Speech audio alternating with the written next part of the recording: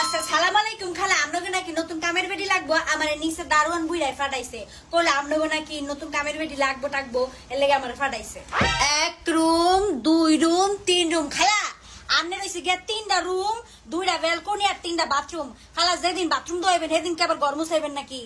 দেন খালা আগে কথা কইলা ভালো খালা আমি আবার আগে কথা কইতে পছন্দ করি মানে আমি যেদিন আবার গরম মুসমু সেদিন কিন্তু আবার আমি বাথরুম নিতে পারবো না দুইটা কিন্তু দুই কাম বুঝছেন না ওটা হলো আলাদা আলাদা কিন্তু গণনা করো বুঝছেন খালা খালা আপনাকে বাসা গিয়ে আবার বিলাই কুত্তা আসেনি থাকলে কয়া দেন খালা আমি আবার বিলাই কুত্তালা বাসা কাম করি না বুঝছেন আমার আবার এটি গিন নাই খালা আরেকটা কথা হয়েছে বাসি তরকারি মরকারি থাই এটি আবার কইবেন যে এই ফুল বানু যাও এটি লয়ে যাও এটা করেন না বুঝছেন এটি আবার আমার পছন্দ না ওইলে ভালো জিনিস কদ্দুরা দিবেন যদি মন চায় আর নাহলে একদম এই পচা তরকারি একবারে হাত বেরি না নালে কিন্তু আবার মোর উপরে তুমি এরকম যে না খেলা নিয়ে পারে ডিনেই না এটি আমার পছন্দ না বুঝছেন এর লেগে আগে তো না করে দিলাম এটি আমার আবার হাইতে মধ্যে না বুঝছেন